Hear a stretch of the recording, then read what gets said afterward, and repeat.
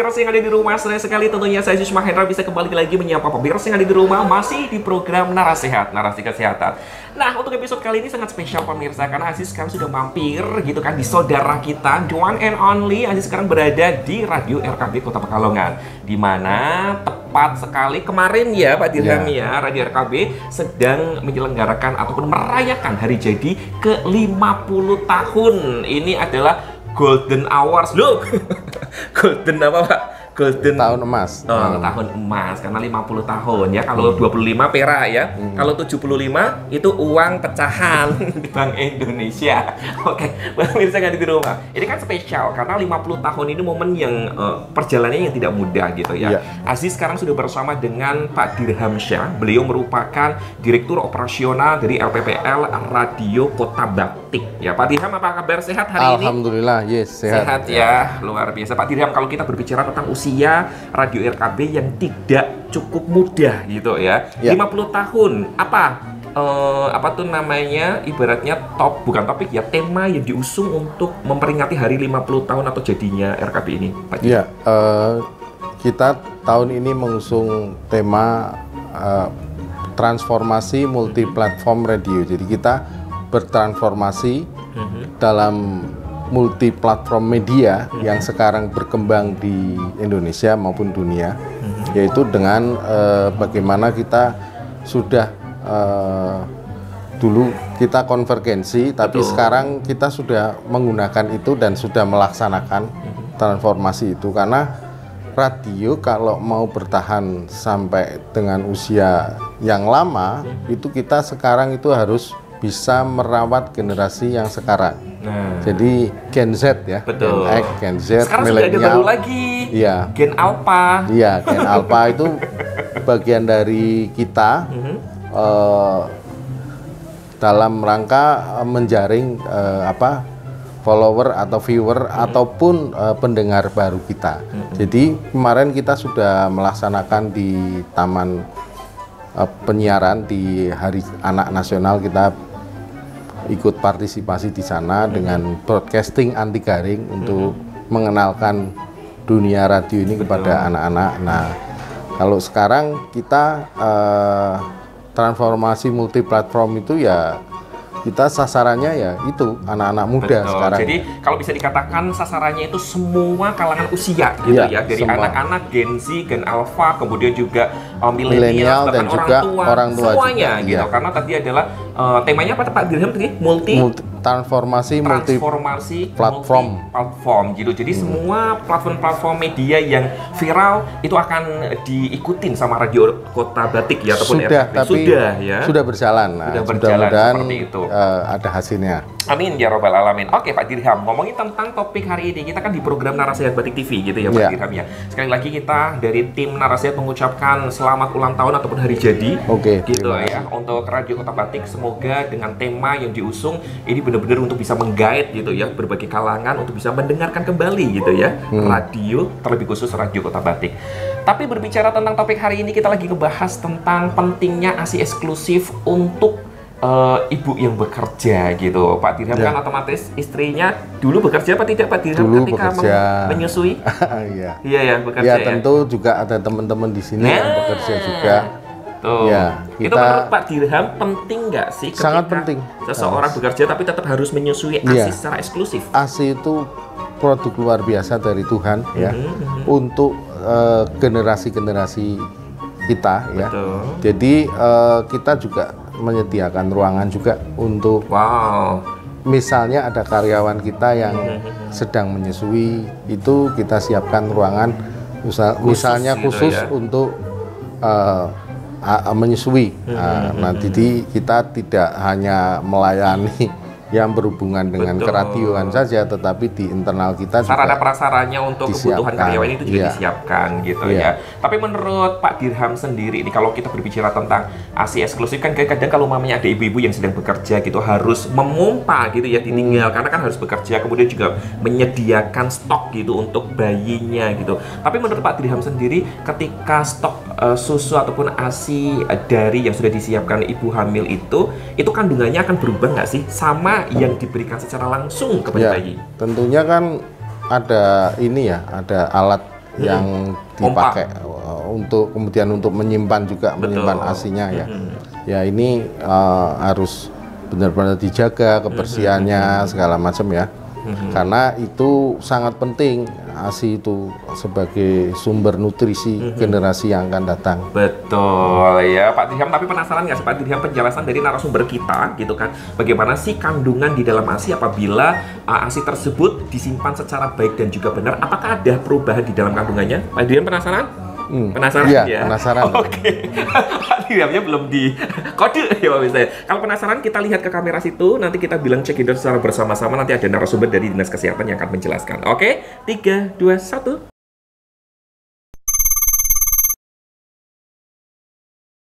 ASI eksklusif itu adalah pemberian air susu ibu yang langsung diberikan kepada bayi ataupun balita, mulai dari bayi itu lahir sampai dengan bayi itu umur 6 bulan tanpa memberikan makanan atau minuman apapun. Karena kalau memberikan makanan atau minuman selain ASI kepada bayi itu akan beresiko. Resiko diantaranya yaitu bayi bisa tersedak. Kemudian selain itu bisa terjadi gangguan pencernaan pada bayi, mengingat sistem pencernaan bayi itu masih belum sempurna dan kapasitas lambung bayi juga masih sangat kecil.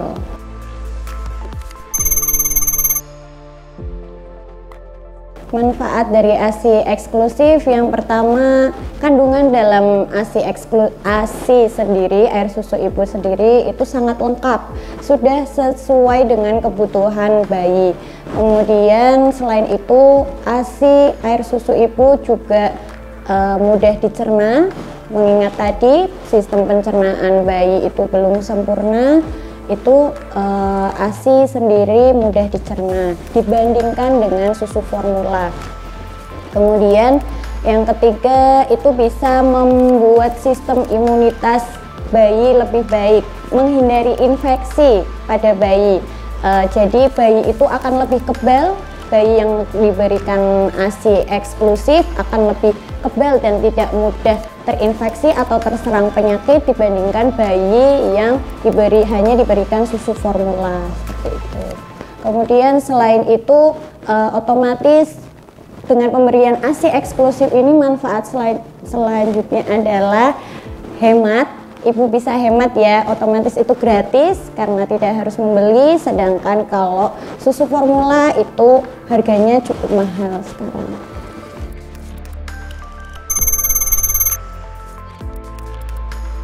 Ketika ASI yang dikeluarkan oleh ibu pasca melahirkan itu sedikit, jangan buru-buru memberikan susu formula kepada bayi, karena yang pertama kapasitas lambung bayi itu masih sangat kecil, masih sangat sedikit, itu sudah menyesuaikan dengan produksi air susu ibu yang tadi sedikit. Jadi nggak usah gegabah ketika bayi nangis, itu belum tentu bayi itu lapar atau haus. Kita bisa lihat dulu apakah bayi itu tidak nyaman atau pipis atau BAB seperti itu. Kemudian bayi baru lahir juga masih memiliki stok makanan yang bisa sampai 72 jam atau 3 hari. Kemudian nah bagaimana tipsnya biar ASI itu keluarnya makin hari makin banyak? Itu adalah dengan menyusui secara terus-menerus, sering menyusui bayi, minimal 2 jam sekali. Apabila lebih dari 2 jam itu bayi masih tidur dan susah dibangunkan, itu ASI bisa diperah. Karena apa? Karena sistem ASI itu adalah supply and demand. Ketika semakin banyak ASI yang dikeluarkan, akan semakin banyak pula produksi ASI.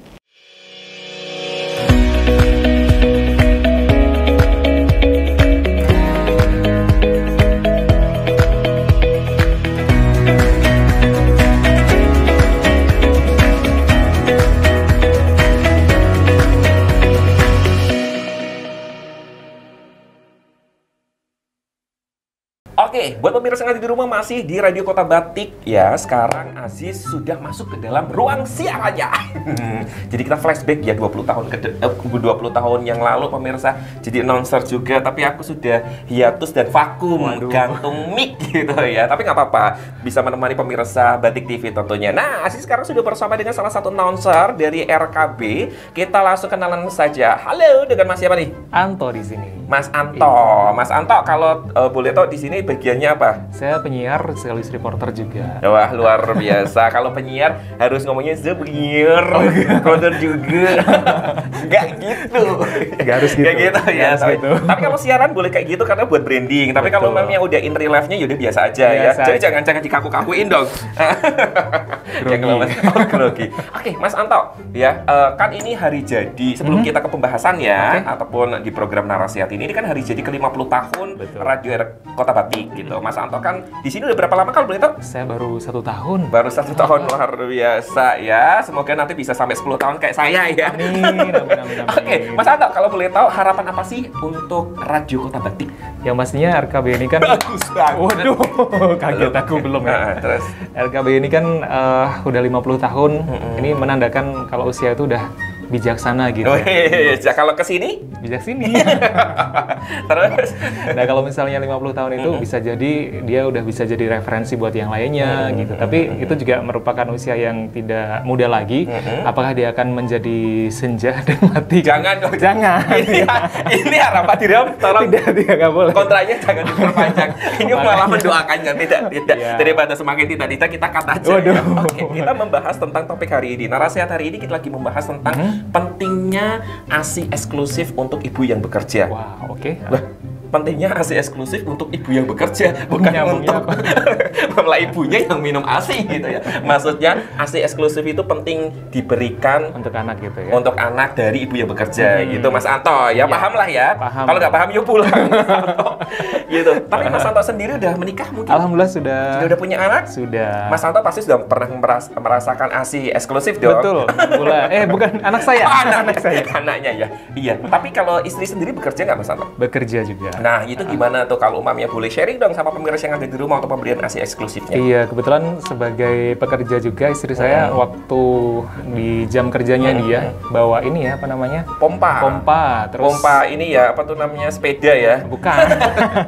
Pompa untuk meras ini ya, asinya. Kemudian kadang-kadang kalau misalnya memang dibutuhkan gitu, pas stoknya habis di rumah, udah diantar aja sama ini ojek online itu kan banyak. Oh, betul. Ya, jadi memanfaatkan teknologi ataupun kemajuan masa zaman gitu ya. Tapi Mas Tanto sendiri kalau umamanya kan otomatis kalau suami istri biasanya sering sharing session gitu ya. Betul. Ada nggak sih struggle yang dialami sama istri gitu selama pemberian ASI eksklusif walaupun istrinya tetap bekerja gitu? Ya pastinya memang kadang-kadang kelelahan itu juga ngaruh ya. Tapi ya dengan support dari suami. Jadi ini juga, family man gitu ya? Iya, family man lah boleh dibilang. Family man, oke. Jadi support aja gitu. Support ya. Dalam lagi, bentuknya apa nih Mas Anto? Misalnya namanya perempuan kan kadang-kadang juga pengen sebelah gitu ya. Pokoknya dipenuhi lah. Agak receh ya saya. Pengennya sebelah. Dipenuhi aja apa yang dibutuhkan. Terutama itu biasanya butuh perhatian kayak gitu sih. Ya kita hadir aja gitu. Itu akan membuat dia lebih sehat lah. Nah, tapi Mas Anto ini nggak sih apa tuh namanya percaya nggak sih kalau mamanya ternyata kebahagiaan seorang ibu yang sedang memberikan ASI secara eksklusif itu mempengaruhi keluarnya ASInya? Wah, pengaruh banget sih. Pengaruh banget ya. Oke, tapi Mas Anto penasaran nggak sih penjelasan dari ahli kita dari Dinas Kesehatan mengenai hal itu, kebahagiaan itu ternyata menjadi bahan utama gitu untuk produksi ASI? Iya, pengen dong. Pengen ya? Ya udah yuk kita cari ASI. Ayo. Enggak dong. Kita lihat ke kamera situ, nanti kita nunjuk bareng-bareng dan kita bilang check it out, oke? 3, 2, 1, check it out.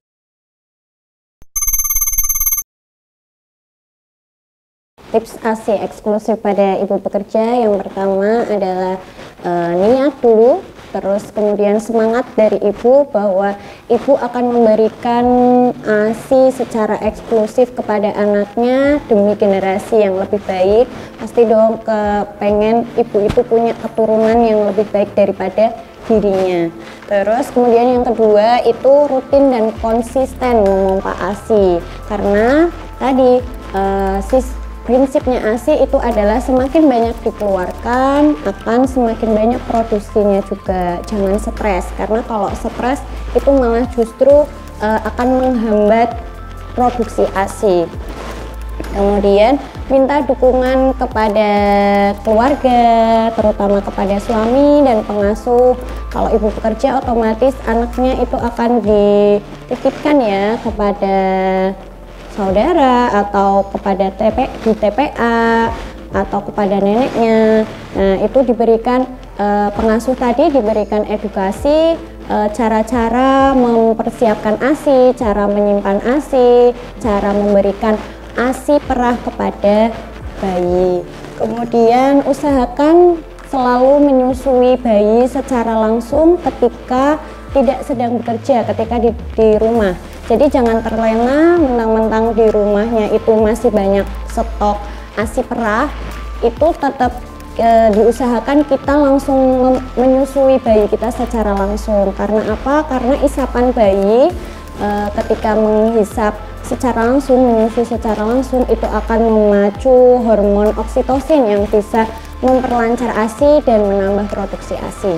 Kemudian rileks dan kelola stres.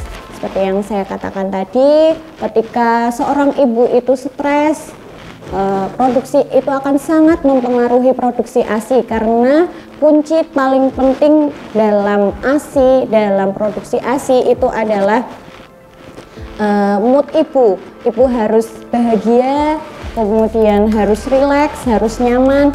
Ketika itu produksi ASI akan lancar dan banyak.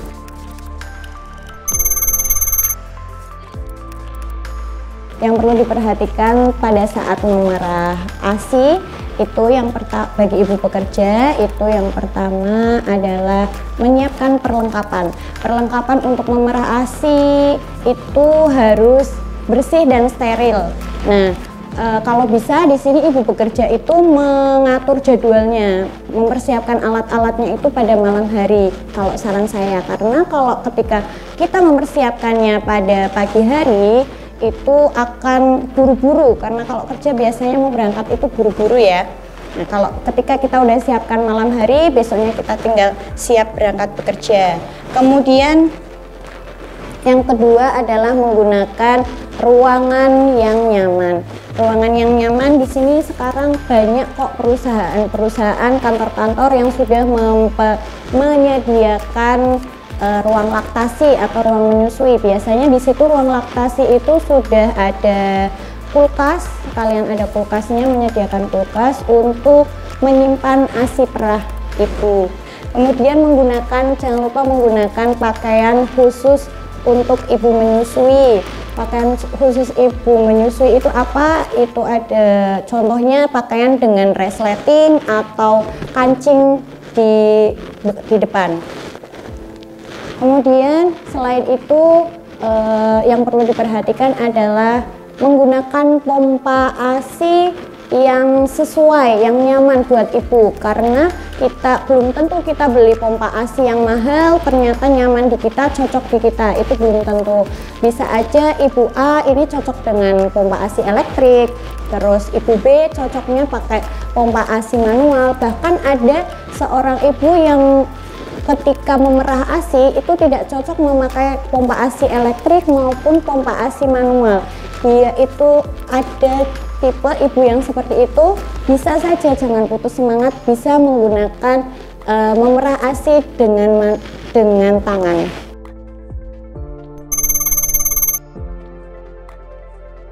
ASI perah bisa disimpan dalam kulkas yang bagian bawah atau biasa disebut chiller, itu bisa tahan sampai 3-4 hari. Kemudian ketika ASI perah, biasanya kalau ibu bekerja kan bawa cooler bag ya. Nah, ketika ASI perah itu disimpan di cooler bag, itu bisa tahan sampai 24 jam. Ketika ASI perah segar yang baru diperah di dalam suhu ruangan biasa itu bisa tahan sampai 4 jam. Kemudian ketika di kulkas dengan 2 pintu, di freezernya kulkas dengan 2 pintu itu bisa tahan 3-6 bulan. Dan freezer dengan kulkas 1 pintu itu bisa tahan 2 minggu. Tapi yang perlu diperhatikan adalah ketika kita menyimpan si ASI perah tadi ke dalam freezer, diusahakan tidak bebarengan dengan bahan makanan lainnya. Karena apa? Karena takutnya bakteri-bakteri yang ada di bahan makanan lainnya itu bisa mengkontaminasi si ASI perah tadi. Jadi diusahakan hanya untuk menyimpan ASI saja biar ASInya steril.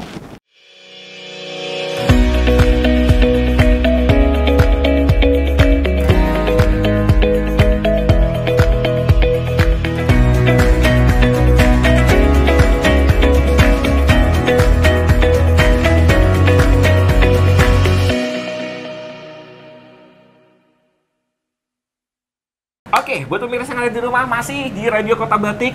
Happy birthday tentunya untuk Radio Kota Batik ke-50 tahun. Sekarang kita sudah ganti lagi tentunya karyawan setia Radio Kota Batik ya. Ada Mas Adam selaku jurnalis luar biasa. Mas Adam gimana, sehat? Alhamdulillah sehat. Luar biasa. Mas Adam dengar-dengar di sini udah kerjanya 49 tahun ya. Ada sih. Angka 4-nya aja. Angka 4-nya 4 tahun. Pemirsa sama kayak direktur operasional kita gitu ya. Luar biasa. Mas Adam, kalau kita berbicara tentang harapan, Radio Kota Batik kan sekarang lagi merayakan hari jadinya ke-50 tahun gitu. Mas Adam sendiri nih sebagai karyawan yang sudah 4 tahun menemani ataupun mengudara gitu ya Radio Kota Batik, apa harapan ke depan? Harapannya sih buat anak muda ini tetap dengar radio ya pastinya ya, nggak cuman bekerja saja, mungkin bisa anak muda SMA, SMP, bahkan SD ataupun TK ya bisa mendengarkan radio gitu ya. Karena itu adalah salah satu media komunikasi gitu ya. Betul sekali. Jangan sampai radio itu tenggelam ataupun bahkan hilang. Nah gitu itu ya. harus merambah ke sosial media juga pastinya. Betul ya, harapannya adalah seperti itu. Semua kalangan bisa mendengarkan radio gitu ya Mas Adam ya. Tapi kalau mamanya kita lagi ngebahas, kan ini program narasi kesehatan, dimana hari ini kita lagi ngebahas bahwa pentingnya ibu bekerja itu memberikan ASI eksklusif gitu. Mas Adam ini kan bapak baru ya pemirsa, ini tepat nih pemirsa. Istrinya memberikan ASI eksklusif mungkin? Iya, separuh-separuh ya, ASI eksklusif sama formula. Jujur ya. Ya tapi memang harus jujur ya Mas. Iya harus jujur ya. Kenapa Mas Adam akhirnya memutuskan untuk 50% menggunakan ASI dan juga formula? Nah itu karena anaknya laki-laki. Anaknya laki-laki jadi agak lumayan bahasa Jermannya tuh ngodos gitu ya.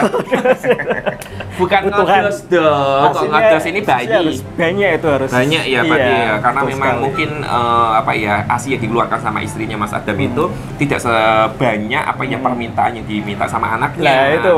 Ini kayaknya kodamnya lebih ke Mas Adam ya. Anaknya. Tapi Mas Adam biasanya ya untuk menanggulangi kan tadi Mas Adam bilang bahwa istrinya 50-50 gitu kan betul, ya. Tapi ini nggak sih apa Mas Adam namanya? Apa itu? Namanya? Sama-sama bingung gitu. Kita ganti kayak 2 logo aja. Jadi sering dipakai ya. Kita lanjut lagi pemirsa. Jadi kalau mamanya istrinya Mas Adam itu ada keluh kesah gitu nggak sih tentang ketika ASI-nya tersebut keluarnya sedikit, sedangkan yang bukan diharapkan ya permintaan dari bayinya sendiri. Banyak gitu. Apa yang dikeluhkan sama Mas Adam biasanya? Mungkin kalau kurang produksi ASI itu lebih banyak makanya cemilan ya. Oke, sama berarti sayur-sayuran itu biasanya. Jadi Mas Adam harus menyediakan gitu ya berbagai macam sayur-sayuran makanan untuk istrinya agar memproduksi ASI-nya banyak. Betul sekali. Gitu. Oke, ya Mas Adam, sebenarnya Mas Adam penasaran nggak sih bagaimana cara untuk memproduksi ASI agar ketika mungkin ya buat pemirsa di rumah ataupun istri Mas Adam gitu ASI-nya itu keluarnya sedikit. Penasaran? Penasaran banget. Penasaran banget. Oke, kalau penasaran kita lihat ke kamera situ, nanti kita bilang bersama-sama check it out. Oke? Oke. 3, 2, 1, check it out.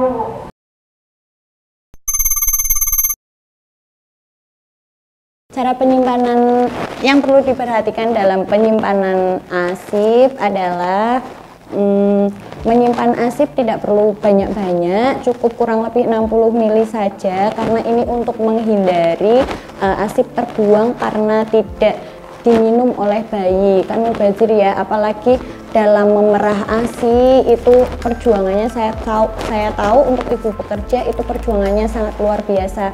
Jadi cukup menyimpan ASI itu dalam wadah cukup kurang lebih 60 ml saja. Apabila memang bayi itu kelihatan sangat lapar, silakan bisa dibuka 2 kantong seperti itu. Kemudian yang kedua adalah jangan sampai si ASI perah tadi itu mengalami perubahan suhu yang sangat ekstrim.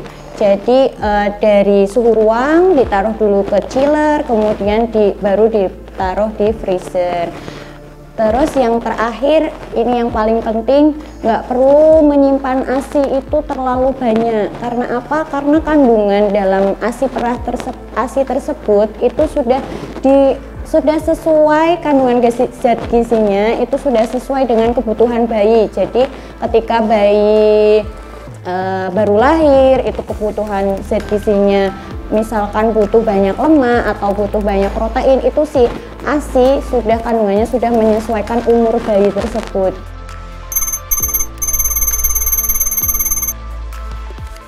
Yang perlu diperhatikan dalam memberikan ASI perah pada bayi adalah berikan yang paling baru. Jadi hari ini memerah, besoknya diberikan.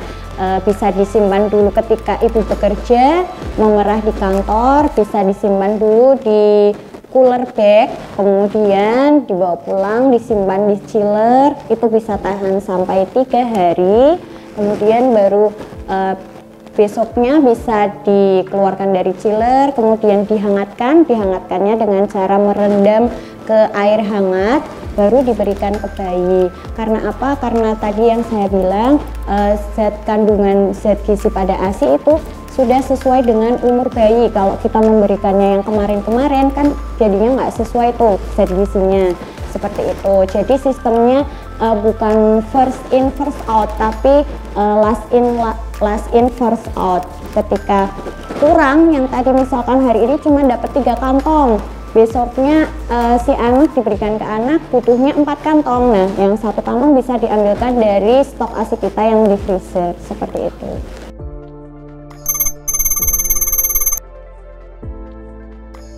Pesan untuk ibu-ibu pekerja di rumah, tetap semangat walaupun ibu bekerja, tidak menutup kemungkinan ibu-ibu di rumah tidak bisa memberikan ASI eksklusif. Tetap semangat, pasti bisa, yakin, tetap optimis, nggak usah stres, yang penting optimis, kita pasti bisa memberikan ASI eksklusif bagi anak kita untuk generasi yang lebih baik.